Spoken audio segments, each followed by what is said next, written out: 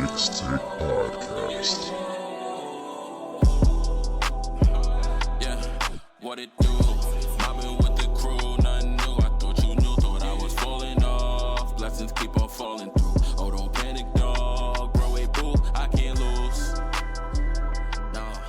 Yeah. What's up, everybody? I'm Josh So Focused. I'm French the Brohost, and we would like to welcome you to The Knicks Take podcast.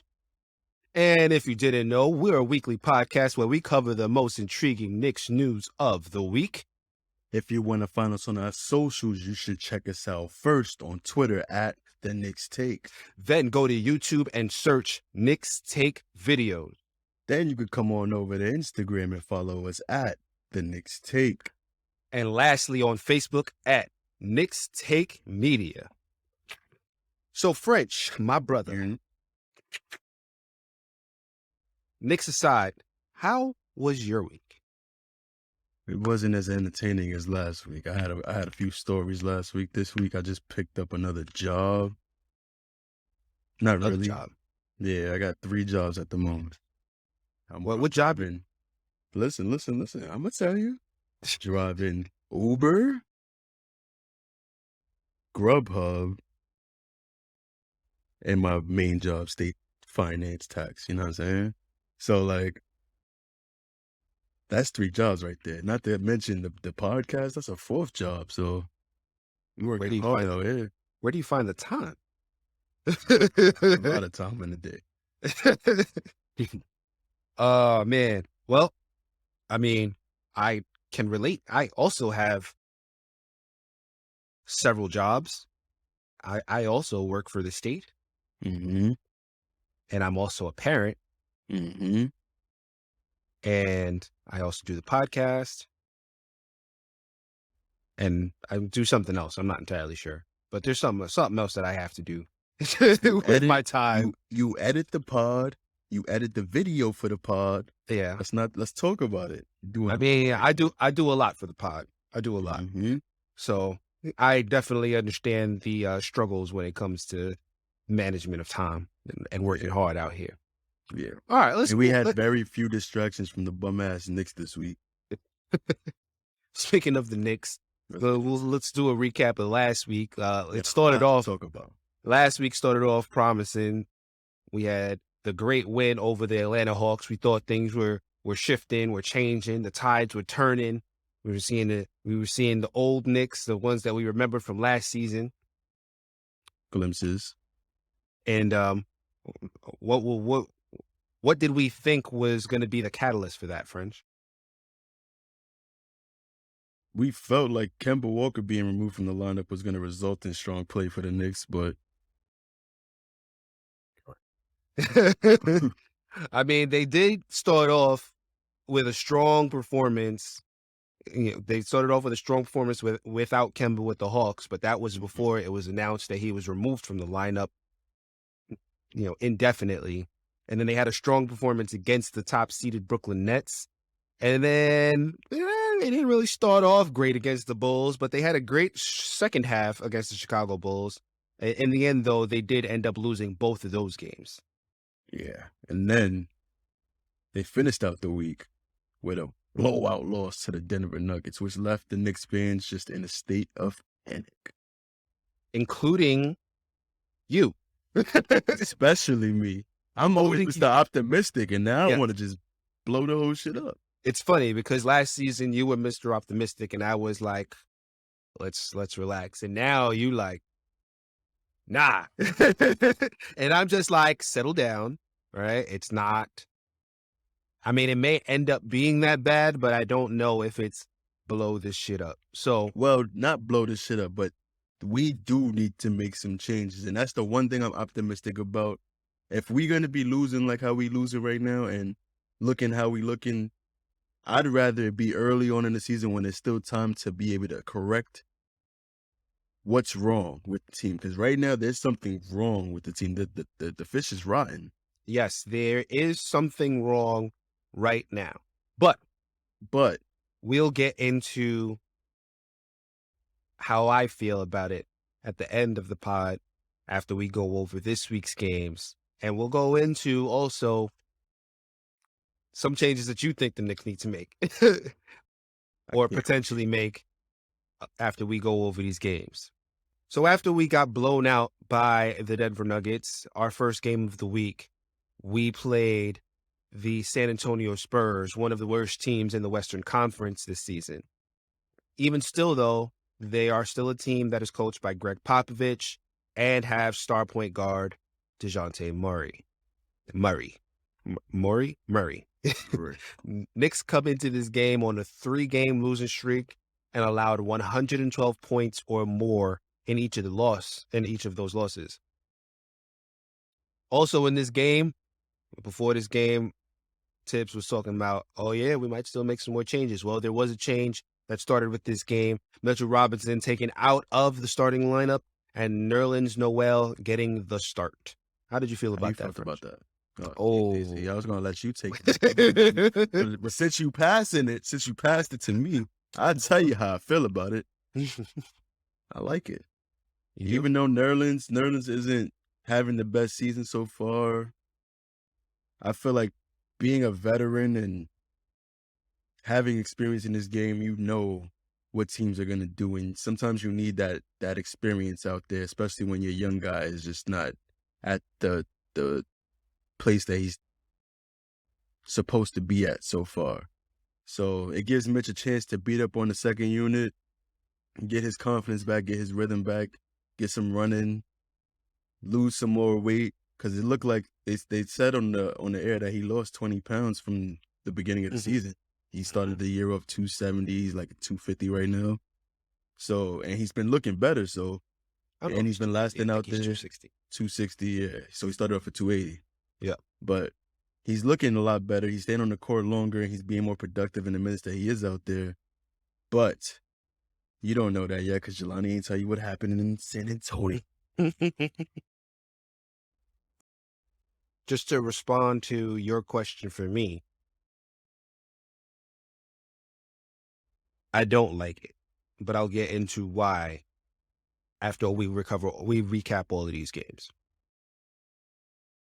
So San Antonio did not look good early, I'll tell you. It did seem like that starting Nerlens Noel was really doing a damn thing for the Knicks. Outside of RJ hitting a 3, the Spurs appeared to have control over the game in that first quarter, including an alley-oop pass to DeJounte Murray on the fast break. The end of the first, bench came in, changed the tide as they have normally done this season. Starters thinking it up, bench comes in. Yeah, we're going to come in, we're going to play our game, we're going to play fast, we're going to score, we're going to defend, and all of a sudden the Knicks are right back in it. They take the lead. Once a Knick, always a Knick. Doug McBuckets, a.k.a. Doug McDermott, drained a buzzer-beating 3 with 2 Knick defenders closing in on him. One of them happened to be Quickly. I think the other was Alec Burks. It was Grimes. Yes, it was Grimes. Closing on him to tie the game. And that was the end of the first quarter. That's how the first quarter ended, with Doug McBuckets just fading, shooting, draining the 3, and tying the game. Do to stop that. Nothing. They even that perfectly. Yeah, you just got to tip your hat. When you got 2 guys with outstretched arms and you shoot over both of them and hit that shot with the buzzer about to go off, you just clap it up. You give it to them. Good shot. Now make it again. Now, second quarter, basically the whole first half, RJ Barrett kept draining 3s. Mitch kept grabbing rebounds to help the Knicks keep a lead at the end of the first half, and that was a trend that extended for the full game.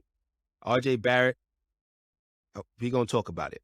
4 for 4 from 3 in the first half, had 19 points. 19 points at halftime. This is a guy who's averaging, 12, 13, 14 points on the season? He had 19 points at the half, right? Mitch, 7 points, 10 rebounds at the half. And Julius Randle, our leader, our star player, all-star forward, right? All NBA, second team at the half, 2 points, 3 rebounds, 3 assists.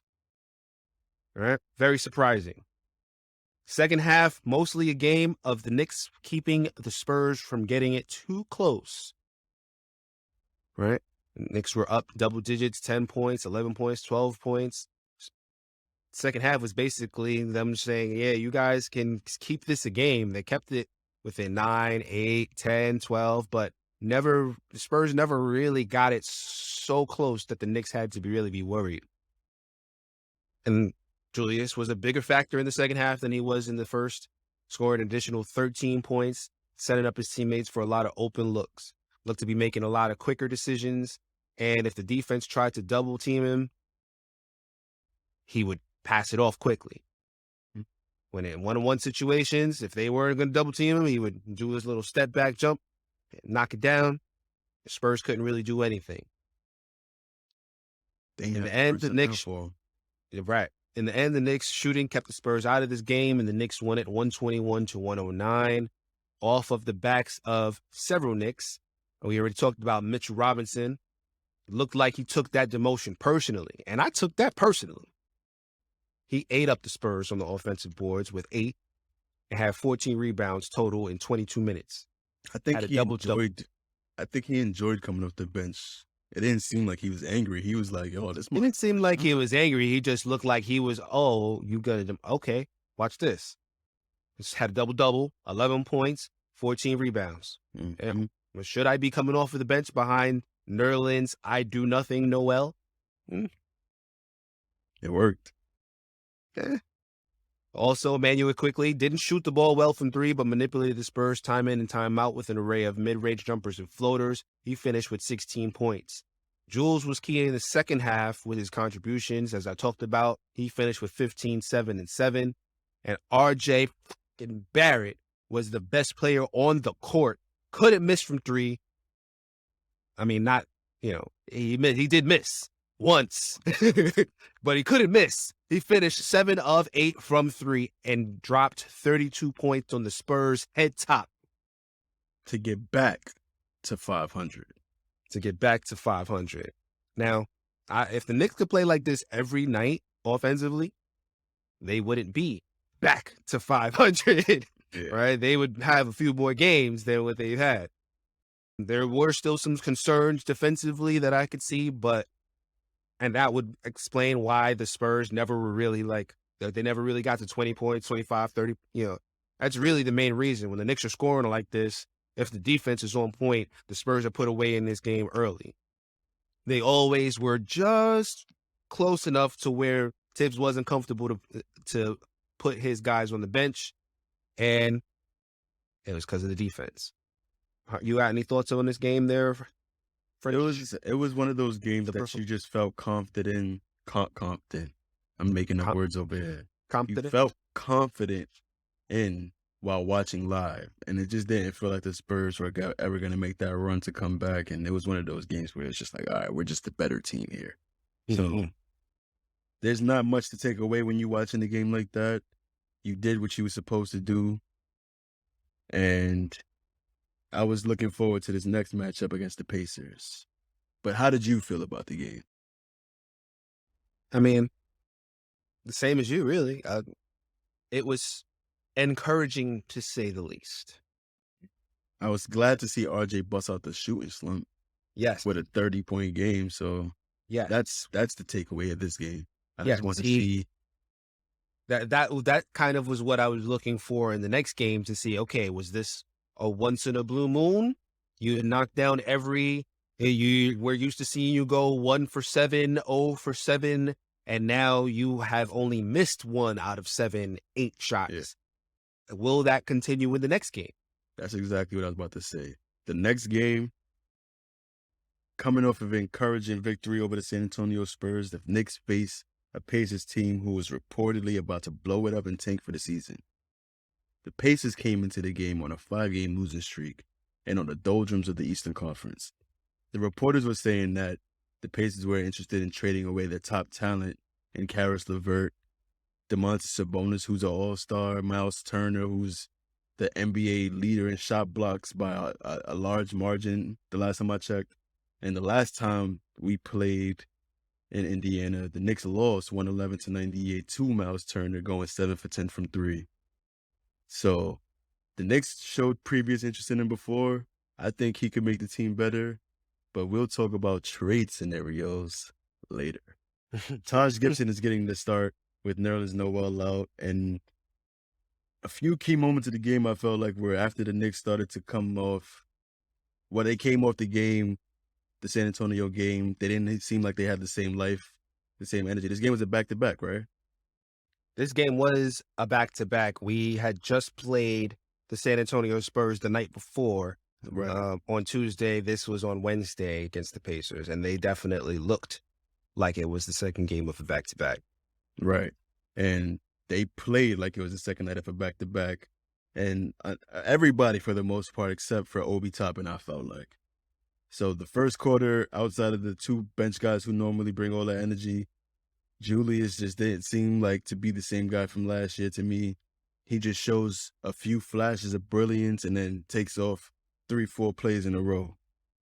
Walking out there, swinging his arms instead of being in a defensive stance. It's just like being in the paint, not contesting layups. I hate to see that from your star player and the main guy who's in every post-game show talking about we need to lead with our defense, and defense is what's going to win us games. So I don't like to see that. Another player who's been disappointing me is Derrick Rose. Derrick Rose, because it seems like he's been going through the motions lately. He hasn't had a game where he's hit multiple shots in a row in a while. I haven't seen. I see him make one, miss three, make a good play, good pass, turnover, try again, turnover. Like, he's just been inconsistent in every sense of the word. He keeps doing these jump passes that other players around the league are starting to predict. Every time he gets up in the air and starts to pass the ball, it's a turnover, it seems like, or a phenomenal pass, which is not what you want. He hasn't had a game above 50% from the field since the Chicago loss at home. Remember how long ago that game was? That was last week. So that's what I'm saying. What that long? I'm saying through a span of games, you don't want to go through a span of games consistently under 50% from the field or at 50% for one game.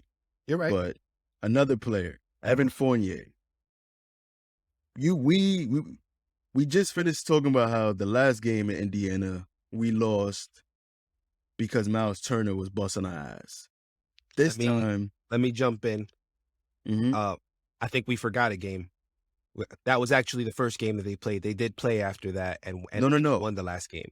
But no. I'm talking about in Indiana. Yeah. The last time we were in Indiana as a team, yes, we remember what happened. We remember. You come back, you want to set the tone. Let them know that this is not going to be the same type of game. That's not what happened.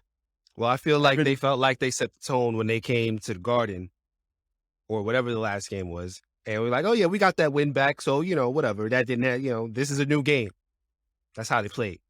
That's not how I view it. If you look like that in the opposing team's arena, the next time you go there, you got to send a message. If you're the better team. You should. But it's not what happened, though.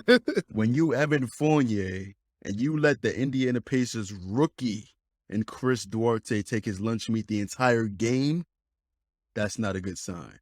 Duarte only missed 2 shots in the entire game, scoring 23 points on Evan Fournier, the 10-year NBA vet.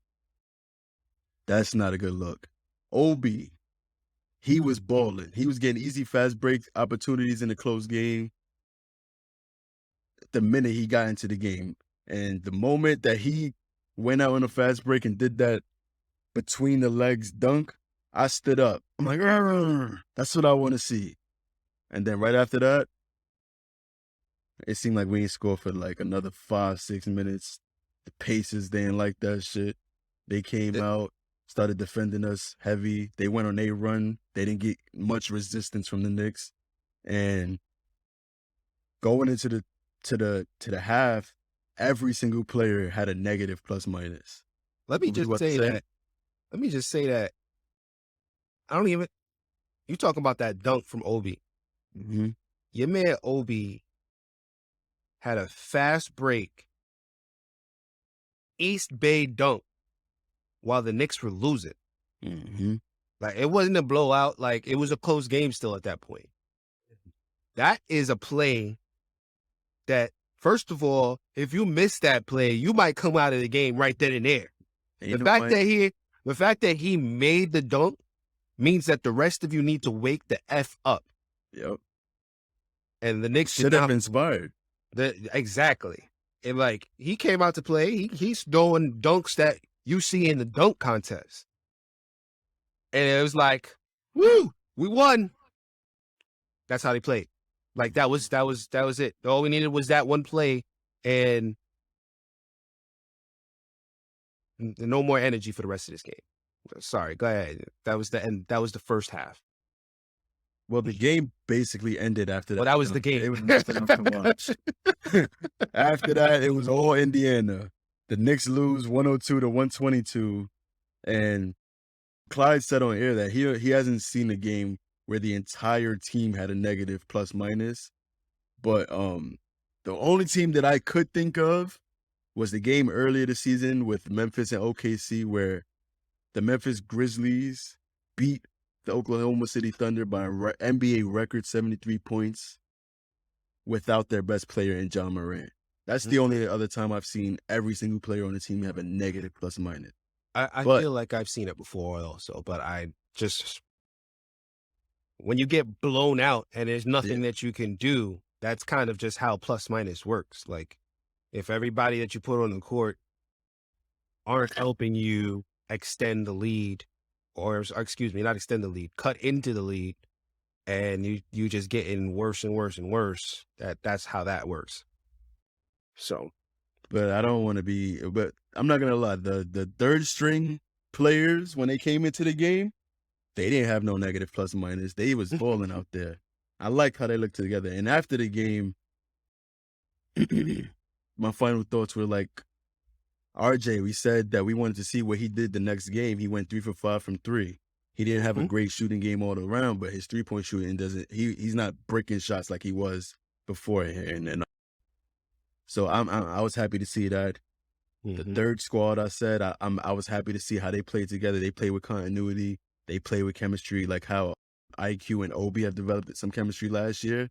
That's who they reminded me of this year. The times that they play in Kevin Knox, Miles McBride, Deuce out there wilding in the G League. in the minutes that he's playing in the G League, Miles McBride has been balling. And the other two-way player, Luka Samanic, remember him? Yep. We signed him a little while ago. Yep. He was just named the G League Player of the Week. So it's looking like if he keeps lighting up the G League like this, he might be getting ready for a call-up to the NBA team soon. And Deuce might start getting some minutes in the rotation if he's hooping like that and if Deuce continues to do what he's doing. Because the defense is poorly lacking energy, and these two players, I'm not saying Luka's a defender, but he's providing something. Energy. He's definitely going to provide some energy, some easy scoring in the paint, some shooting. He's a good all-around player. I like his game a lot.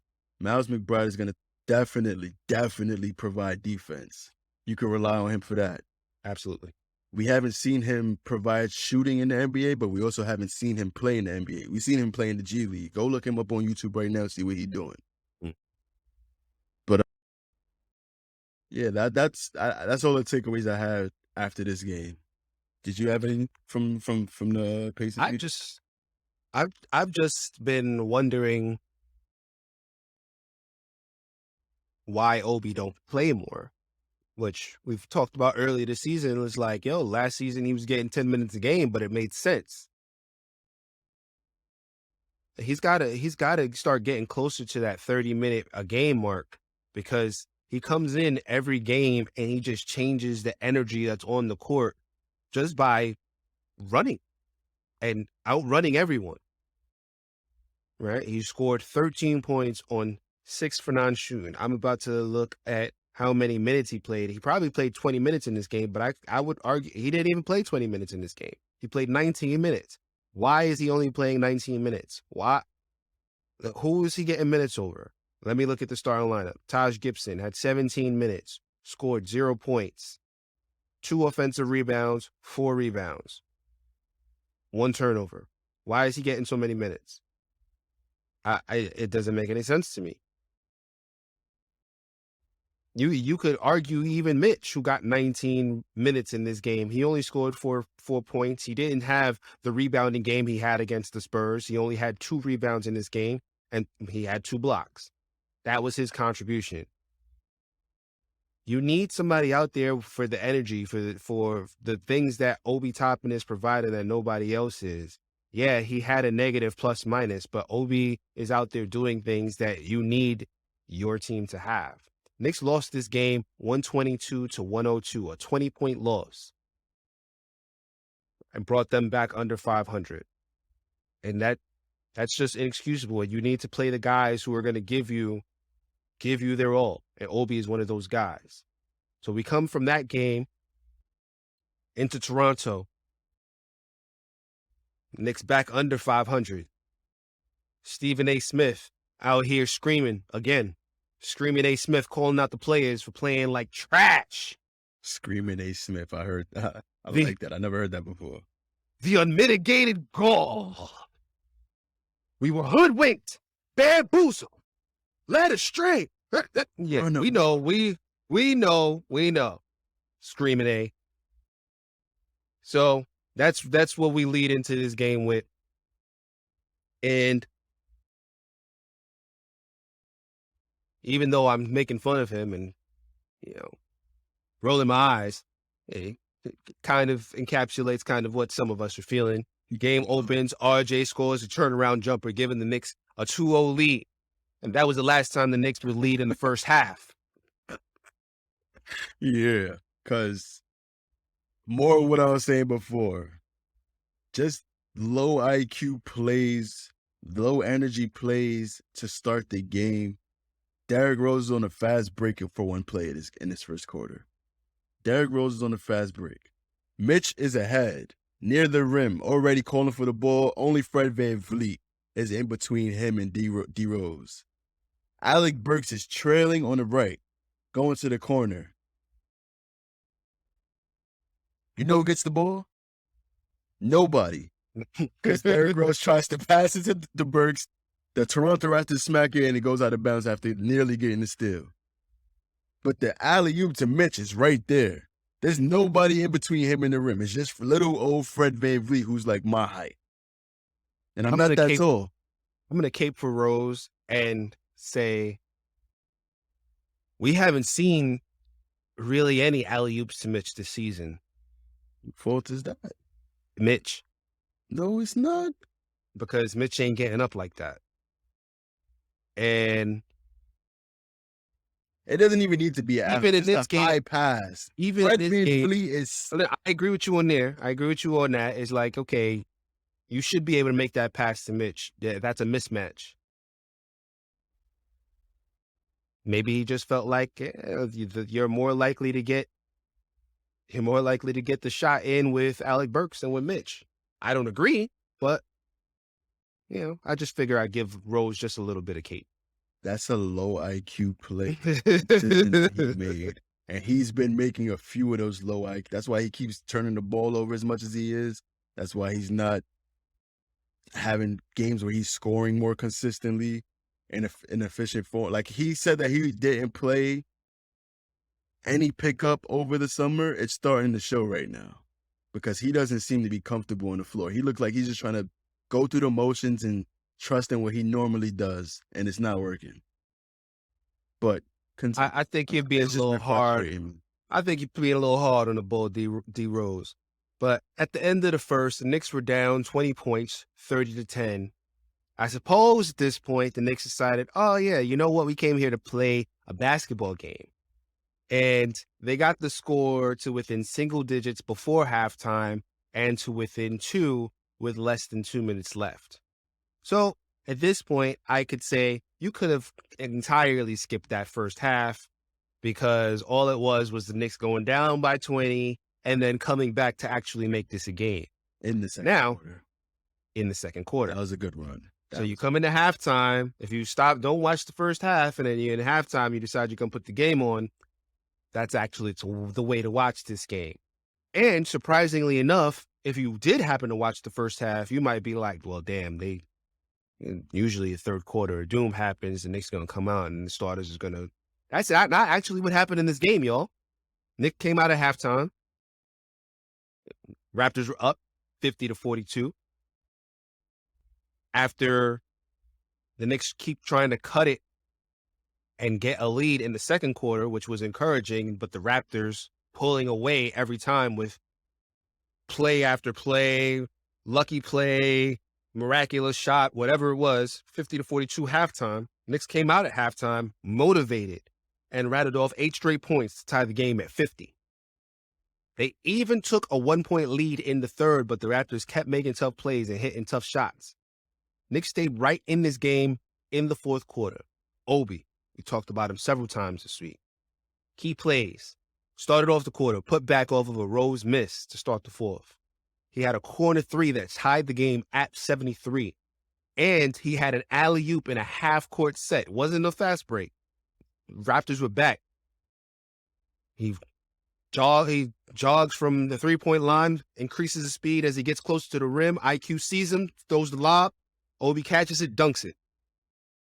Defense was not ready for that. Despite all that, still saw the bench at the end of the game.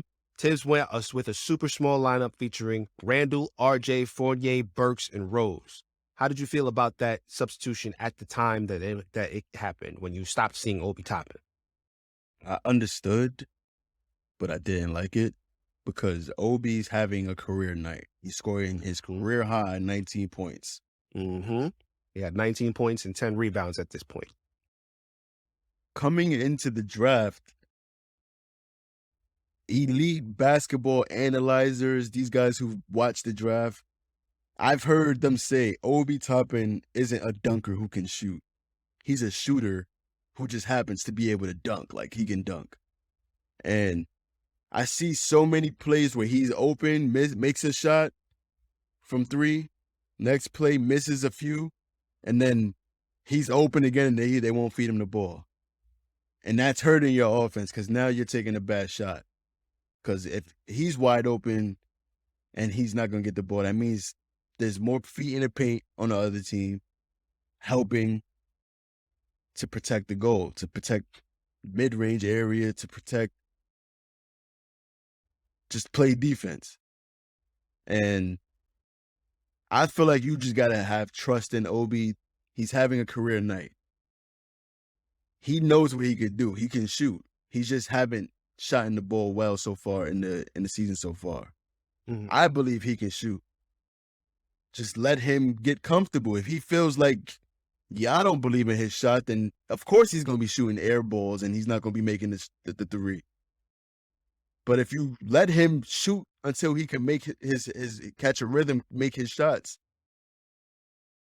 I don't know what you expecting. You're going to put Fournier in, who hasn't done shit all game. You put him in to be more of a threat. Did you see a change? Because I didn't. Well, I just saw less energy out on the court. I didn't see a change, but Fournier did finish the game 3 for 7 from 3. Obi Toppin finished the game 1 for 5 from 3. So I don't know if that's. I didn't like it either. I would rather Obi out there, and I don't think Fournier provided the energy that Obi provided in that game. But at the end of the day, even though you didn't like it and I didn't like it at the time, can't complain about it because this lineup took a 6-point deficit and turned it into a 1-point lead in the closing minutes. Would that have been the way that it worked if Obi was still? We don't know. We can't know. All we know was what happened. The Knicks. I know. The Knicks closed the game. They tied it up. RJ knocked down the 3 and then threw up a nice floater before D Rose took the lead on a midi. So as much as we didn't like it, and much as I'm still probably going to complain about it, the Knicks took the lead in this game after that substitution. And with that said, the Knicks couldn't capitalize on the next 2 misses by the Raptors, right? Which, that's when you would complain. Well, okay, you guys took the lead, but now because you're so goddamn small, You can't get the rebound. The Raptors shoot, miss, tap the ball out, miss again, grab the rebound, and gets Gary Trent Jr., who hits 3 for the lead. Splash. I would argue that maybe if you don't go small, maybe if you go small in a different direction, instead of putting Evan Fournier for Obi, maybe you put Quickly. Because if you're going to be small, you might as well be small, right? Have it be Quickly, Burks, Rose, RJ, Randle. Quickly wasn't having a great game, though. He wasn't. That's by shots. He wasn't, but Quickly was also 1 for 5 from 3. But Quickly is a stronger defender than Fournier, I'll say, this season. And it just kept seeming like, with Randle being as inconsistent as he's been on defense, you just need, you can't have Fournier and Randle in defensively at the end of the game. For me, I don't feel like Fournier really gave you anything at the end of this game. And I feel like Quickly would have at least been on somebody a lot quicker than Fournier would be. And maybe Gary Trent misses a 3 if you have that kind of upgrade defensively. Maybe you don't get the rebound, but maybe he doesn't make the shot.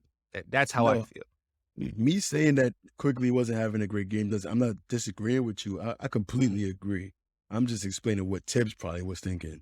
Yeah. And Fournier, he's a better shooter, whatever. Yep. I want Obi in the game or IQ in the game in the clutch over Fournier, both. So even though Gary Trent hits that 3, the Knicks still had a shot to win this in the end. RJ brought the ball up on the fast break, but the Raptors recovered pretty well. They turned around, found an open Julius Randle from behind the arc, who took the shot for the lead and missed. It was a well-executed play that it just didn't go down. It actually looked like it was going to go down. It hit the front, it hit the back, it bounced out. It was a shot that it could have gone down. The Knicks go up 1. Instead, the Knicks remain down 2. Raptors get fouled with less than a second left. Gary Trent misses the second foul shot. The Knicks have one last opportunity to tie the game, down by 3. Call timeout. Looks like they have trouble getting the ball inbounded. Raptors defend well. RJ gets the ball, shoots a turnaround 3 that hits the side of the rim, and that was how the game ended. Final, Toronto Raptors 90, New York Knicks 87. My thoughts. RJ got fouled on that last shot attempt, but I'm not mad that it wasn't called. Just wanted to note, it wasn't called. Unlike in other games where people get fouled in the final seconds that determines the win. Not speaking about any game in particular, of course. Obi Toppin. Obi Toppin scored a career high, as I noted earlier, 19 points, 10 rebounds. Scotty Barnes, though, that boy good. That boy real good. I feel like if Scotty Barnes wasn't in this game, the Knicks win this game. Like, that's how I feel. Not to say Scotty that, Barnes, like, he's going to be nice. Not saying like nobody else on the Toronto Raptors, like everybody on the Raptors were equal in terms of how much they contributed to the Raptors win, but Scotty Barnes was usually the guy to make that play that kept the Raptors in the lead, that gave them the lead, that gave them the time. Like, he was getting rebounds, he was getting blocks, he was doing everything, all of the little things. He was scoring. He finished 6 for 12. He had 12 points. He had 15 rebounds. He had 2 blocks. He had 2 steals. He had 3 assists. That boy is good, man. He's very intelligent. He's a rookie. He's only going to get better from here. So he played 41 minutes in this game. Like, everything that you need that they asked him to do, he went out there and did. And he didn't hit a 3.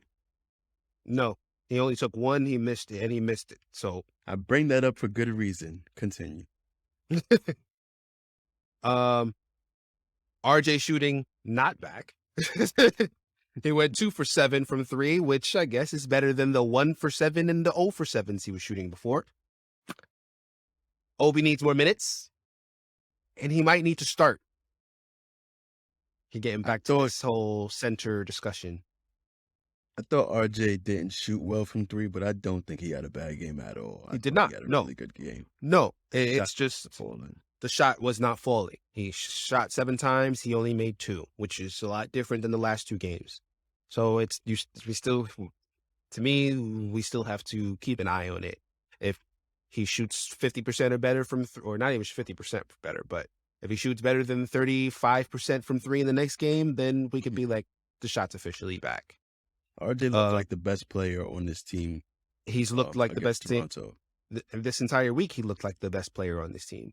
Yeah. At least offensively, he did. He hasn't been doing. He hasn't been doing all of the little things the way that he had been doing the previous couple seasons, but shooting and scoring and an overall decision making on offense, he's gotten a lot better than he has all year, really. Outside of games here or there. I'd really like to see Obi in the starting five with RJ. Yeah, well, yeah, I think that we'll get into the centers in a few minutes, but I just don't see why. We've started Mitch, we've started Nerlens, we've started Taj. You still have the same issue. At this point, they're all really too banged up to really give you what it is that they can give you. Just start Obi. Just start Obi and give him the bulk of the minutes. Let these guys rest. And let's just go from there. Even if we lose games with Obi starting, he's earned it. You know, Tom Thibodeau had a quote where he said, yeah, if he plays well, he's been playing well all year. There's really no reason for Mitch, Nerlens, not to say that they're not better options, but they're not healthy. Start Obi, give him the minutes, let these guys recuperate. Yeah, I completely agree. Speaking of Nerlens, he needs to not be on the court until he's moving right. He's not giving us anything. I don't mind Mitch coming off of the bench because I think that Mitch, even while hurt, he's still giving you something. And he can give you more beating up on the second unit than he can the starting unit at this point. Even though when he played against the Pacers, he didn't really give us anything. It's because he was tired, because he was hurt. Normal games, just let him come off the bench. He'll give you something. Nerlens ain't giving us nary a thing. Let him stay off the court until he's moving right. Julius has scored 13, 15, and 18 this week. He did not lead. He was not the leading scorer in any of the games this week. With that said, I feel like his decision-making on offense is much better. And even though we still get to see those occasional pointless turnovers because he wants to start dribbling instead of backing into the defender, I'm okay with the way that he's played this week.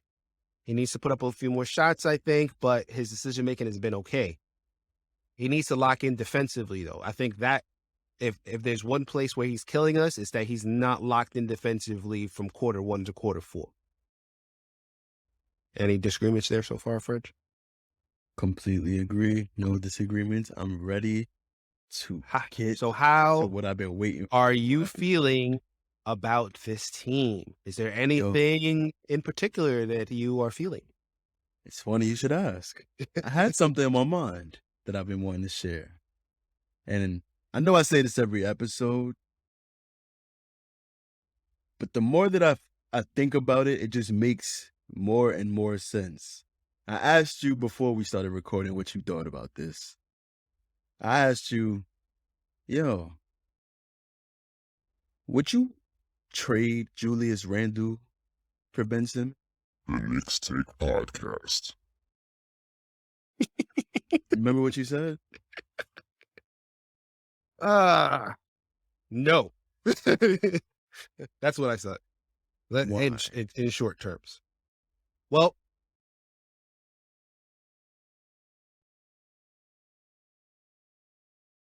let me hear you first, because I meant to look something up after you told me that, and I completely forgot. Well, I did a whole lot of looking up. Not a whole lot, just a little bit. And I just thought this trade made so much sense because of the fact that the Knicks are basically allowing Julius Randle to run point guard. Starting the games, the point guard ain't really bringing the ball up. Kemba was never bringing the ball up. Burks is taking turns with Julius. And he's not a point guard. Ben Simmons is an all-NBA caliber player who's 6'11", and happens to just run the point guard position. Their stats aren't that different for career sake purposes. Julius Randle averages 17.5 points, 9.2 rebounds, and 3.4 assists for his career. Ben averages 15.9, 16 points, 8.1 rebounds, and 7.7 assists for his career. He's a taller player. He averaged 8 rebounds with a dominating center, a superstar center, and Joel Embiid, who's also an elite rebounder. Julius Randle has never had success playing alongside a superstar. He played with AD in New Orleans, didn't go anywhere. Kemba this year, he's not a superstar, but he's a high-volume shooter. They didn't look well together. They looked terrible together, actually. And even if Kemba, in his best games, you couldn't see Julius Randle fitting into the offense when Kemba was hot. They would take turns together. You remember that, right? Kemba's hot, Julius is cold. Yep. Julius is hot, Kemba's cold. Ben Simmons makes his teammates better. And you see the difference from when he's playing and not playing. The 76ers were the number 1 overall seed in the Eastern Conference last year, with a record of 49-23, damn near 50-win team. This season, they're the 7th seed, and only 2 games above 500, with a record of 14-12. Ben Simmons has also been named to an All-NBA defensive team twice. You think Tibbs don't know what to do with him? And if you're wondering about how Ben Simmons' shooting would look in this lineup, you could look at the shooting percentages. Yeah, he's not a great free throw shooter. He's not a 3-point shooter at all. But everything else that you want to think about what he is, he's really good at. Among the top tier at. And Julius Randle averages 48% from the field for his career. But so far this season, he's only at 43% for the field. He's averaging 34% from 3, and this season he's averaging 33%. We're not getting much production from Julius Randle's ability to shoot.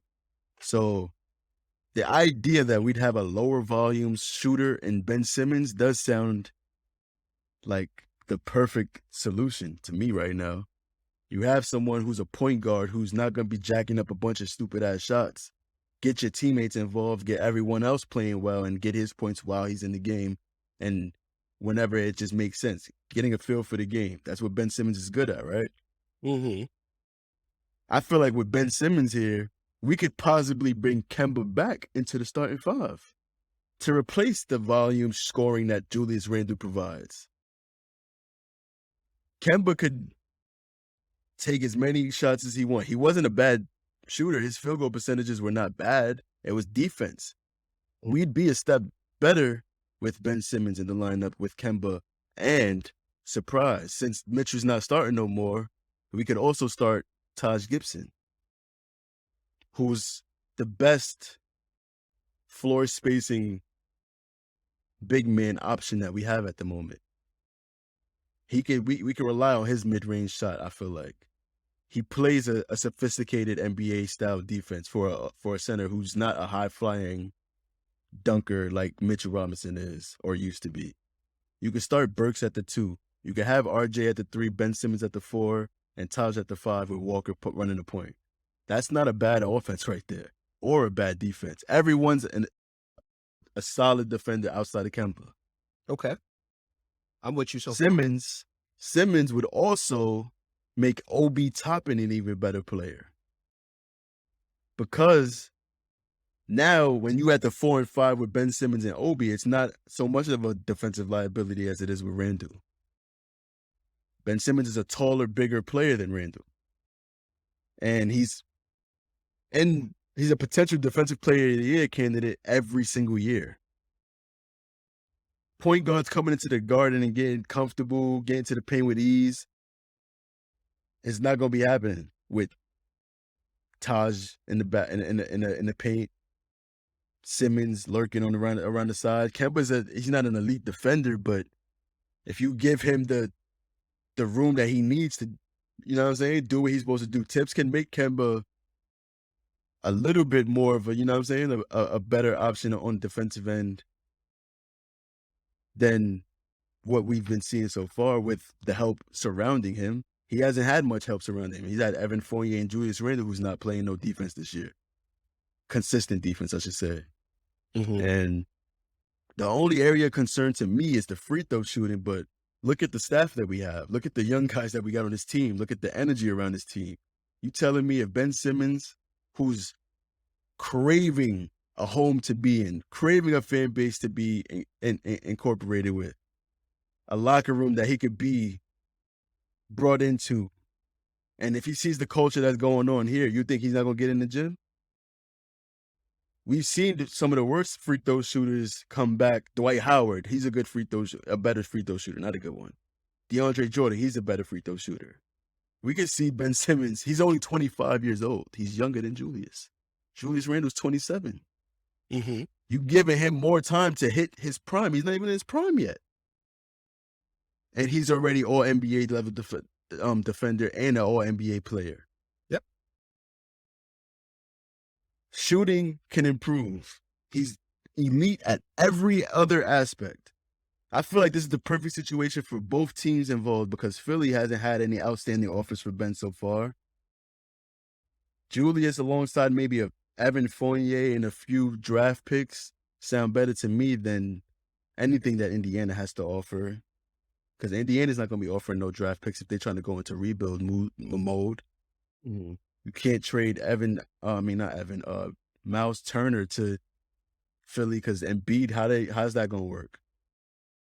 Sabonis, how's that going to work? You're not replacing what Ben Simmons is giving you.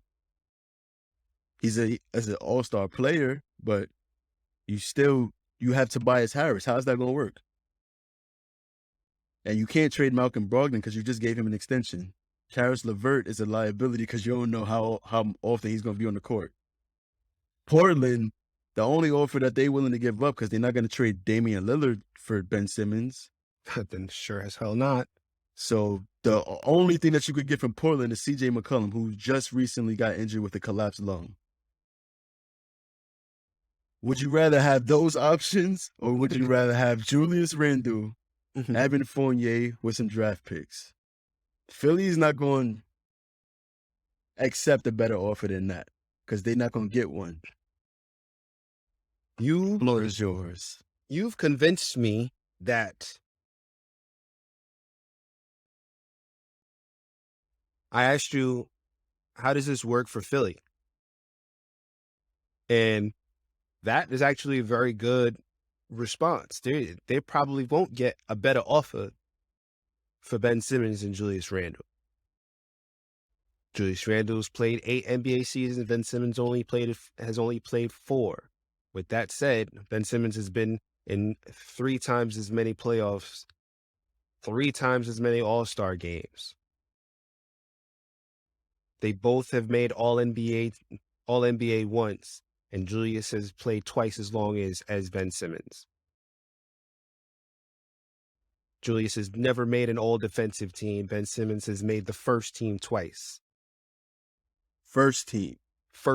He ain't sneak on to that. He's first team or NBA defender. Ben Simmons has already been a steals leader. He's rookie of the year. All right? These are all things that if you are comparing the two, Ben Simmons is already a better player than Julius Randle. Why is my answer still no? Despite all of the facts and all of the valid points that you really gave. Like, I am a lot less opposed to a straight up 1-for-1, which, by the way, we cannot do until probably after, until close to All-Star weekend. I think February would be the earliest that we could trade Julius Randle because he also has an extension.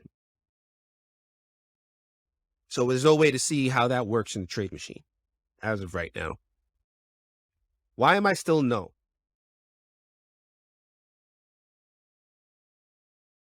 I'm still no because at the end of the day, I still feel like you make that trade, you're making a sideways trade, meaning nobody wins, nobody loses. And at the end of the day, Julius Randle has already laid down his sacrifice. He's already given up his money to make this team a contender. And we have no guarantee that Ben Simmons will ever do anything like that. I know right now we're very frustrated. You're not, I know I'm caping for Julius right now, but I'm frustrated. I'm frustrated with Jules. He is not playing like the player that he was last year. He's playing a lot closer to the player that he was in the playoffs. We've seen some hints of the player that he was last season. He just scored 30-something last week. He made a lot of good decisions in the Spurs game, even though he wasn't scoring. He may have one triple-double on the season, where last year he already had several by this point in time. This is not your number one player. And even worse, we put a Kemba Walker next to him, who was not going to be our number one player either. But putting him shows you what an issue it could be if we do get that number one guy to play next to Julius Randle. That's probably going to be an issue. It's probably not going to work because Julius needs the ball in his hands in order to be effective.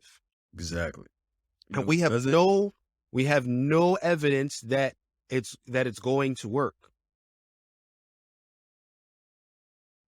At least with Ben Simmons, you know that you can put him into an offense and his style is not going to clash. That's not the offense. That's not the offensive worry you have with Ben Simmons. Now, with that said, before you continue, could I ask one question? Because you said he's not playing like how he did last season. I believe if he plays like last season, that's not even going to be the baseline. I feel like that's his peak, Julius Randle. Yeah, probably. And even if he was replicating that, do you feel like that's a better player than peak Ben Simmons? No, it's not. That's all I'm saying. Now, with that being said,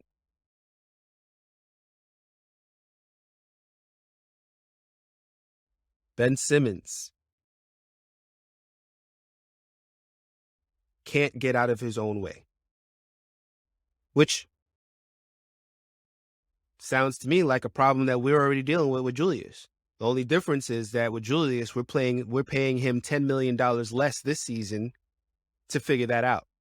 Yes, he's an older player. Yes, he's been playing for twice as long as Ben Simmons. But he's getting paid according to the player that he is. Ben Simmons is getting paid to be the player that he is not yet. We already admitted, okay, yes, Julius is scoring not that much more than Ben Simmons, but he does score more. He's a better scorer than Ben Simmons is. He's not the passer that Ben Simmons is. He's a better rebounder. Well, considering Ben Simmons plays with Embiid, we don't know that. So we don't know what it would be if he didn't have Embiid next to him, but what would it be if he could average 10 rebounds? What would it be if Julius was the center. We don't. There's no real way to know, unless we put Obi Toppin next to him. Yeah, we see That- that center. It don't look amazing. It doesn't look amazing, does it? Obi looks amazing.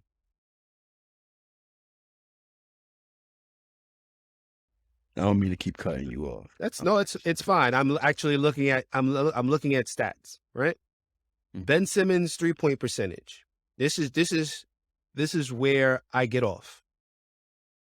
You said shooters can always get better. You can always get better at shooting.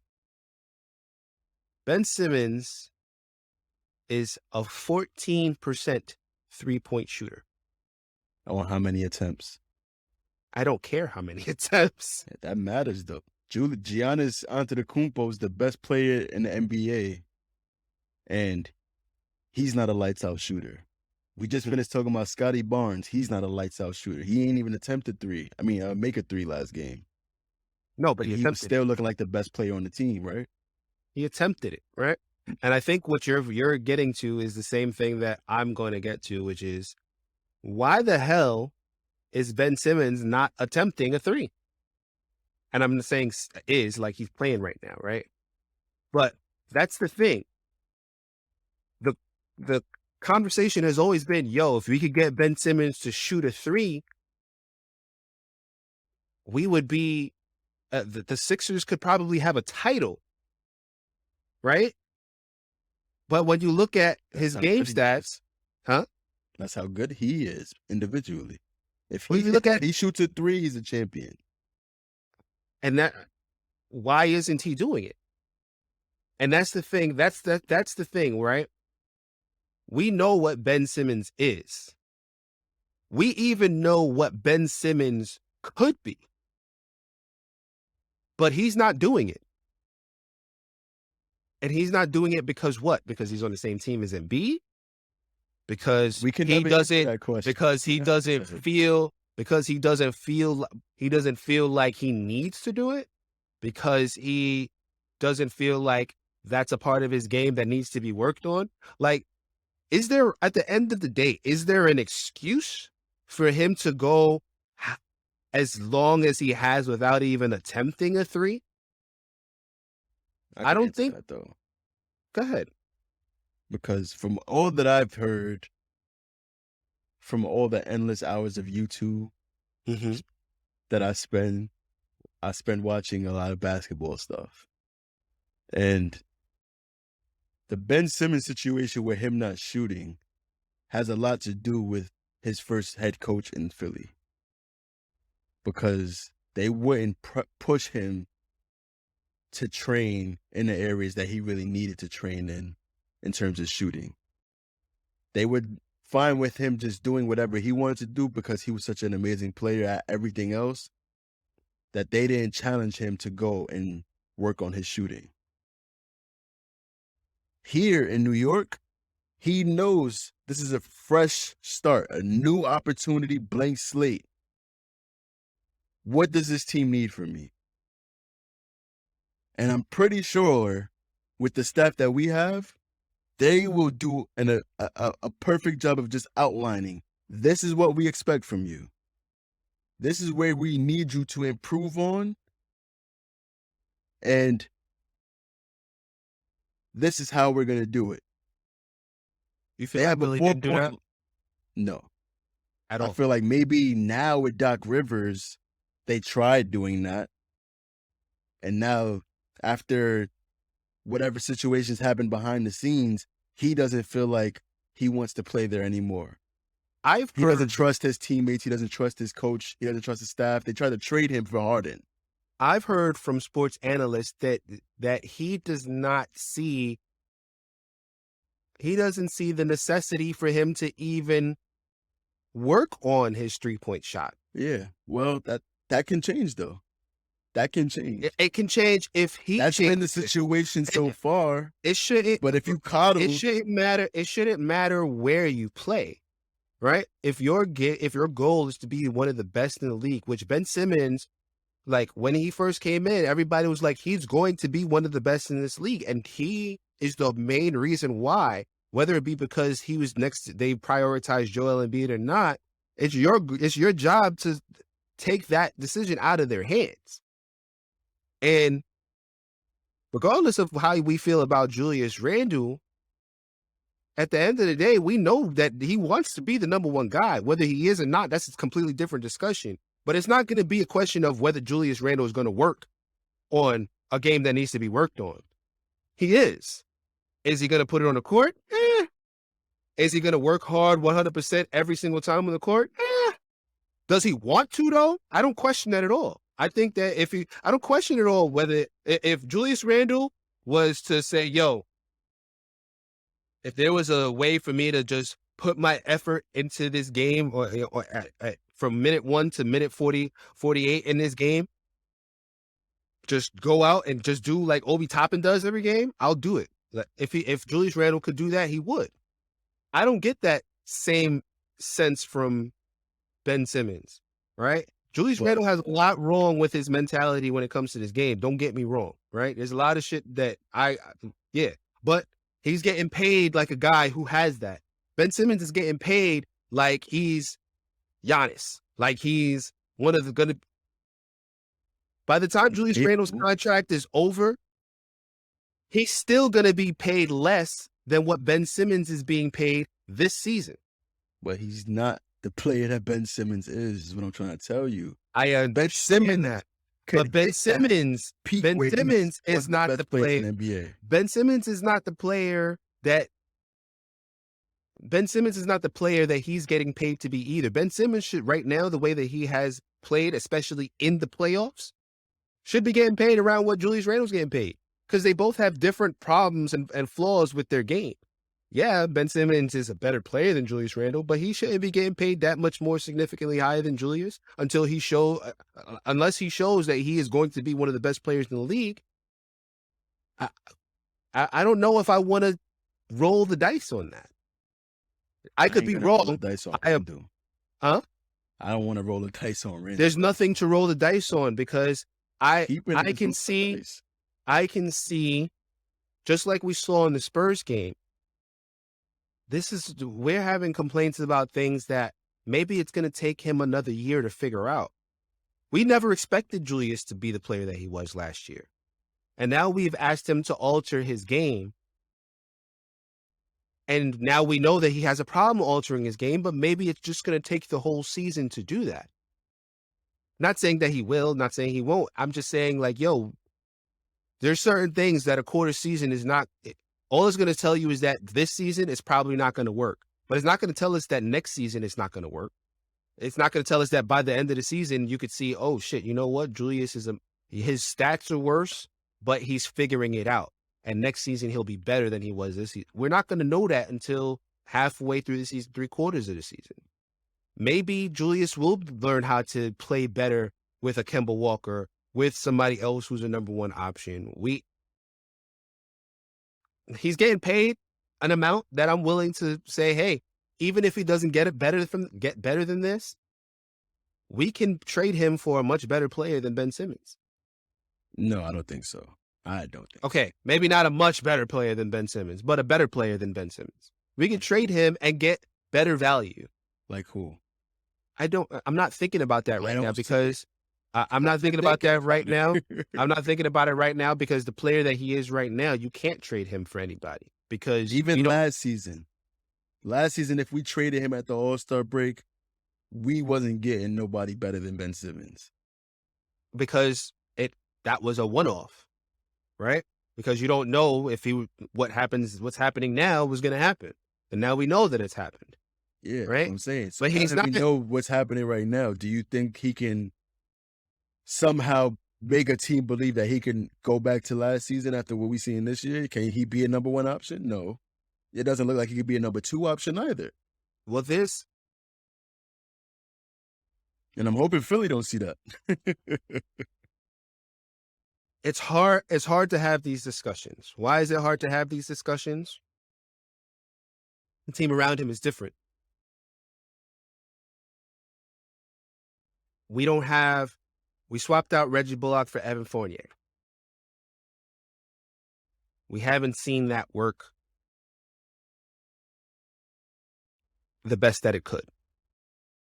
I think that offensively, Randle is treating Evan Fournier just like he treated Reggie Bullock, but they have to figure it out defensively. Evan Fournier is not Reggie Bullock on defense, and we kind of need him to be. We traded Kemba Walker for he who should not be named. Traded. Like, in the line. Swapped. Okay. Swapped them out. And because of the offensive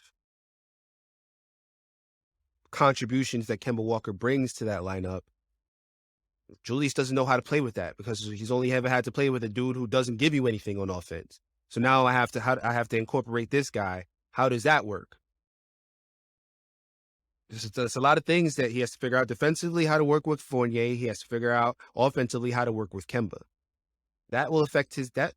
If it was just bringing that whole team back from last season, who knows what kind of Julius we see? Who knows if he's not out there figuring it out? And on top of that, the same shit that Atlanta Hawks was doing in the playoffs, he has to figure that out too in season, that these teams are thrown at him on a nightly basis now. And to me, at least, even though he's playing worse than he played last season, I do see him figuring some of this stuff out. I do see him figuring out, okay, this whole week he was the second leading scorer behind RJ. And he's not looking bad out there distributing the ball and getting the ball out of his hands. He's not looking like he's bad. He's not out there looking like this zone and these additional double teams. It seems like he's figuring those things out. Yeah, but I'm fine with that. Like, you have to trade stuff to get stuff. Yeah, you can't absolutely. trade shit and get a superstar player.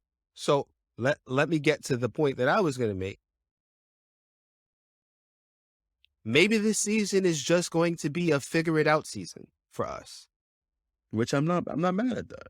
And if it's a figure it out season, let us roll with the young guys. Well, not just roll. When I say figure it out season, I mean majority of the season is going to be Randle figuring out all of the things that how to be a number one option while also not being as ball dominant. Figuring out how to play defensively when your team defense has taken a hit when they lost their two best defenders in Reggie Bullock and Frank Ntilikina, at least on the perimeter. Figuring out the damn defensive tactics that the Atlanta Hawks, unleashed on him in the playoffs. That's for Julius Randle by himself, as well as not having a center to clean up all of your mistakes the way that we had pretty much all of last season. Yeah, we didn't have it for 48 minutes, but we at least had one guy, whether it be Nerlens or whether it be Mitch. Right now, we've got neither. Figuring that out, how are we gonna maintain our good defense when we don't have any of our starting fives able to play the way that they can? And yeah, I know you want to say play Jericho Sims, but Tips ain't going to start Jericho Sims with the starting five. He ain't going to give him that kind of play. He's not going to give him those minutes. Especially when you have, when you can still play Mitch, you can still play Nerlens, you can still play Taj, you can still play Obi ahead of him. He's not going to do that. He's going to roll with the guys that he knows what they're going to offer him. So figure that out. Figure out how we going to get the best out of the guys that are here and healthy. And see who deserves to stick around. Yeah. And right now, the reason why I'm not up in arms is that I feel like the Knicks are dealing with a lot at the same time. And a lot of people are being reactionary, talking about we need to blow it up. We need to trade this guy and that guy. Maybe we should take a look at the Dame Lillard trade RJ and Obi and don't do that. Bro. No RJ trade. The East is good this year. And this Knicks team has showed you what they can look like if they're not having to figure certain things out. But I'm starting to think that first week in the season was a fluke. It could be. Or it could be just evidence that this can work it's just not going to be easy. We just have to wait, right? It could be that too. Like, what does this team look like with a healthy Mitch, a healthy Nerlens, Julius done figured out, okay, this is what I need to do when they start doing this bullshit with the double teams and the fucking and the zone. What does this team look like when those two and RJ had found a shot? Those 4 things. What does this team look like when all 4 of those things are working for them? And when Obi can hit his corner threes consistently. I'm not even worried about Obi in the corner 3. The fact that Obi is it does change a lot, but the fact that Obi is a threat because of how he shot it last season is good enough. It's good enough for me. I'm not. Nobody is thinking, okay, what Obi shot last season is a fluke. Everybody thinks that Obi is going to shoot again. Is going to shoot well again, because there's times where he comes out and he hits a couple threes and it's like, yeah, the shot is real. So it's just the fact that Obi can be out there and be a threat from the perimeter. That's good enough for me, because he does everything else great. Except for he's not going to ever be an all NBA defender, or at least I don't see it. But he plays good enough defense to be on the court. So I'm not even worried about Obi, right? Those other 4 things, though, those were concerns.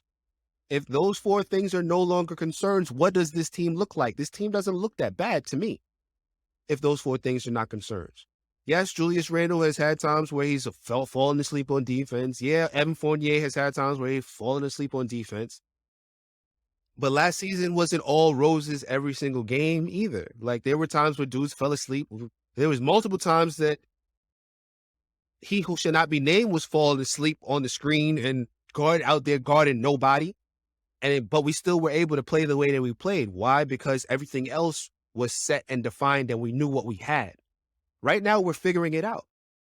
Here's the last thing I'm going to say regarding the trade, because I don't want it to seem as if I'm doing this reactionary. I don't think you are either. Idea, because I feel like what we're seeing from Julius Randle is indicating how far away we are from a championship for real. And if the goal is to hit and find a formula where this team could play more consistently to the point where we're looking like the Phoenix Suns, you're going to need players who offer more than what Julius Randle offers. Yes. Consistently, too. Yes. And I feel like even if Ben Simmons isn't that guy, if you get a few good seasons of Ben Simmons and that attracts another guy to come to the team, that changes everything. I don't feel like Julius Randle would be attracting anyone to come play here, because this is Carmelo all over again with just a little more passing and a little more defense. I don't think that we need to worry about one guy attracting other players. I think we need to worry about what this team looks like as a team and the identity and what they represent. Maybe I think that's attract another player. I think that's more important than whether Julius Randle looks like a 1 or 2 or 3 option. And on top of that, the reason why I brought up Ben Simmons' contract is because when you're talking about building a championship team and bringing guys over, you have to think about the contract as well. I do believe that if this team figures it out as currently constructed, you have a much better chance of bringing in 2 to 3 guys who will bring you a championship than you do with if you just swap out Julius Randle for Ben Simmons. And contractually, I don't think that the Knicks can just, I don't know. I'll have to wait until you can trade Julius Randle, but I don't think you can just trade Julius for Ben Simmons 1-1. You probably have to throw in another salary in there. And that's a salary that you could use for another trade to bring in another guy, as opposed to, just keeping Julius. And now we're talking about trades. All right, now we can trade this, we can trade that, we can, now we're talking. Now we're talking. We have more assets in that case, as opposed to what you may have to give up in a Julius Randle for Ben Simmons trade. But I feel like RJ could also form into that guy that we're looking for next to Ben Simmons. A lot easier next to Ben Simmons than next to Randle. Because there's still a lot of times where RJ's hot. In San Antonio game, he's wide open a lot after scoring 19 points in the first half, goes several possessions without touching the ball still because Randle's with the ball. Rose is doing some other low. I don't know what he's doing. But like I just always was a big fan of Ben Simmons' playmaking. And the options on this team are not bad for a guy coming here looking for a fresh start, not looking to step on any toes, looking to just get ingratiated into the offense. I don't know what's going on with my speech right now, but whatever. But I just see it as a win-win. We can move on from this topic and just get into the predictions. All right, I'm with it. Last week, we predicted that on the 7th of December, when the Knicks went to San Antonio to face the Spurs, I predicted the Knicks would win by at least 5. You predicted that they would win by at least 8. And we were both correct this week, or on this particular one, because the Knicks won 121-109. And snap it up. I was leading into the Indiana game. Yeah, let's see who's closer next game. I was closer though, right? I was closer. Yes, we were both right, but I was closer. Mm-hmm. Knicks at Pacers. I predicted the Knicks win by 3+. French, you predicted the Pacers would win by 1. And because you sounds like Pacers closer. Pacers won. So I guess that means that you were closer. Almost pulled up the clean sweep.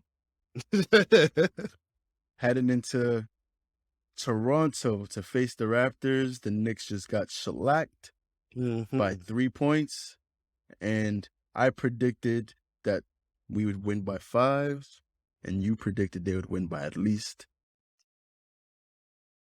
And I was closer. You were closer. Yeah, that did not. But the Knicks didn't win, but, you know. Upcoming games this week. We have tough week, especially when you look at some other. We'll talk about it, when I get to the game. But we're starting off the Knicks versus the Milwaukee Bucks. I say that the Knicks are going to win. That's right, win by 8. Oh yeah. That's how you feel? That's how I feel.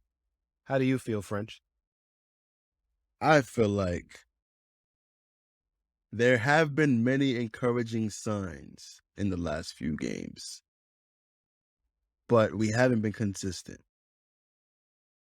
This is a home game at the Garden. Milwaukee Bucks are the defending champions, and I can see them coming in and getting this win by at least 5. Actually, make it 3. Make it 3. It's going to be a close game for you. Yeah. Yeah, the statistics say that I'm probably going to be wrong. The Knicks are terrible at home, and the Bucks are the defending champs. So, and you also got to consider the fact that they know that there's another nationally televised game coming up against the red-hot Golden State Warriors.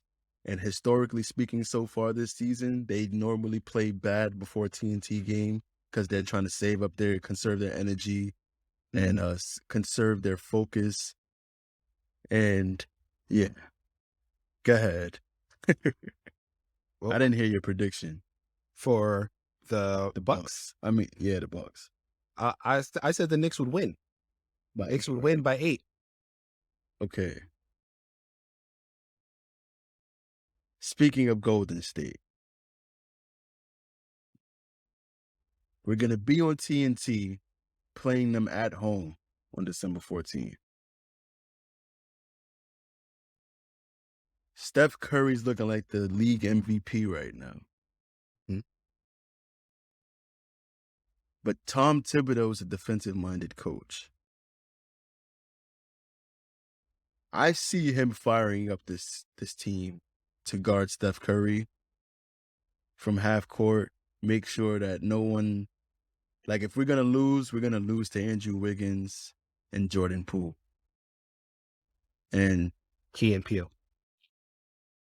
Because we have such a great resume of letting the role players come into the garden and light our ass on fire, I have Golden State winning this game by 5. All right. You got the Knicks losing by 5. So we're going to go on a 4-game losing streak. Yeah. Wow. And then Houston, we're going to wax that eye. Well, I say that the Knicks are also going to lose by 10. Just because the Warriors are one of the best teams in the league right now. And Knicks are not consistent enough for me to feel like they're going to win against both the Bucks and the Warriors, but I don't think the Knicks are going to go on a 4-game losing streak. So I think that they're going to win against the Bucks. They're going to lose to the Warriors. Could it flip-flop? 100%. But I don't think they're going to lose to both of these teams. And following this game, the Knicks will be going over to Houston where they will play the Rockets. And I don't think that the Knicks are going to wax the Rockets. First of all, they didn't wax the Rockets last time they played. It was a very close game. And the Houston Rockets very recently have gone on a 6-game winning streak. They're not as terrible as they were before. Something's going on. They figured something out. But they weren't terrible before. They weren't. They just had a bad record. They only had 1 win before playing us. So they were pretty bad, even though they were figuring it out, I guess, by the time they reached us.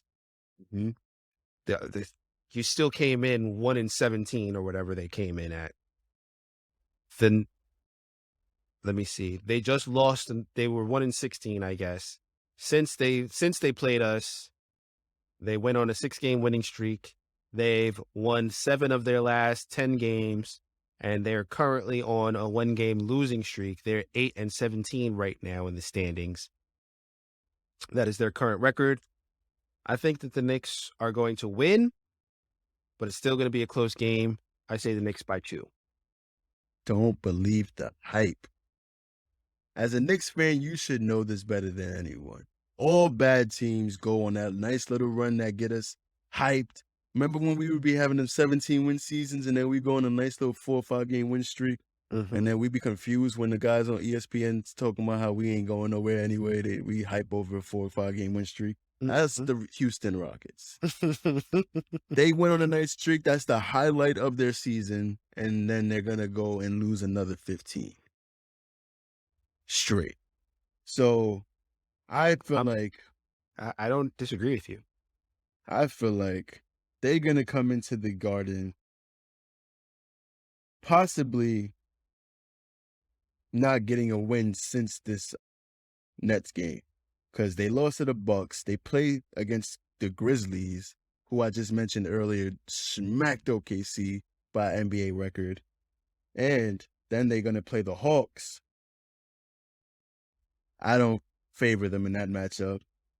And then they play the Cavaliers, who are looking like a playoff team this year so far. So I don't favor them in that matchup either. So I can see them coming in here on losing streak. 4-game losing streak, and we're going to be the ones to extend it to 5. It's going to be a battle of the losing streaks. Because we're going to be on a losing streak, and they're going to be on a losing streak. I mean, I'm looking at the same schedule. All right, listen. They faced us. They lost. Then they lost to the Celtics. Then they beat the Bulls. Then they beat the Hornets in overtime. Then they beat OKC. Blew them out. Then they beat OKC again by 4. Then they beat the Magic. Then they beat New Orleans. Then they beat the Nets by 10. If the Knicks don't come to play the way that they haven't come to play in recent games, it's just going to be a close game. That's, But and don't forget, they were also losing to the Rockets. They were losing to the Rockets in that first half. Like, they didn't come out to play. For the same reason that the other teams lost to the Rockets. You look at the Rockets record, all right, we ain't coming to play against them. But after a 6-game winning streak, now they have your attention. You have to come up to the game and prepare. And that's why I don't see them winning another game, because they beat the Nets at home, I believe, right? Oh, no, in Houston. They beat the Nets and they beat the Magic. They beat all these quality teams. But now that the whole league has recognized that they went on a nice little 6-game win streak, the players are going to be like, all right, we're not playing with them. We're not losing to this bum-ass team. And that's what's going to happen. The Knicks are going to set the record straight, let them know we're not losing to y'all. We're the better team by far. We on a losing streak. We need to win. We desperate for wins. And I see Obi Toppin going crazy this game, possibly eclipsing his career high. Specifics with the predictions today, you heard? All right, friends, you got anything that you want to plug? Anything you watching? Anything you listening to? Yeah, it's a lot. I'm actually watching it. I watched BMF. Show was good. I think I shouted out on here before. I think you did as well. I just finished watching that Sandra Bullock movie last night with Jaya. Love you, Jaya. I love you.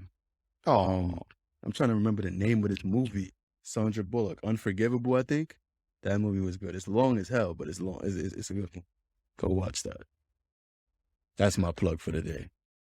I just found out yesterday that they canceled Cowboy Bebop after one season. I was just thinking about that shit. I just shouted them out.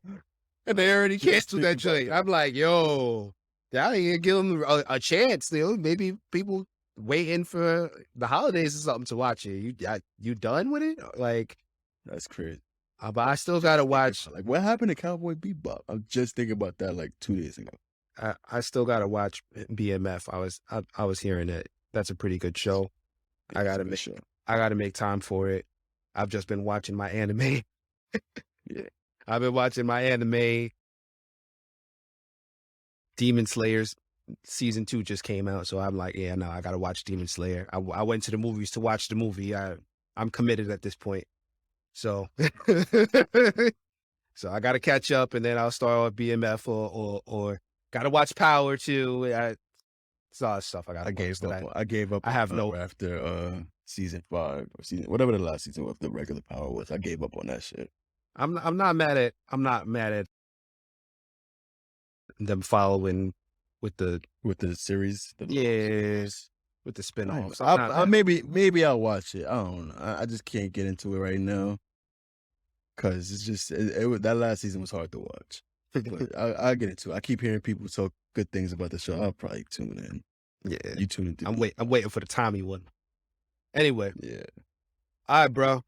I'll holler at you. For all you listeners, thank you for listening. We appreciate y'all. Love y'all. Thank you for listening to The Knicks Take Podcast. Peace. That intro music was Broadway Boo by Gotti B, formerly known as Bugatti Blade. You can find us on Twitter at The Knicks Take. You can also find us on Instagram, Facebook, and YouTube. Thank you for listening.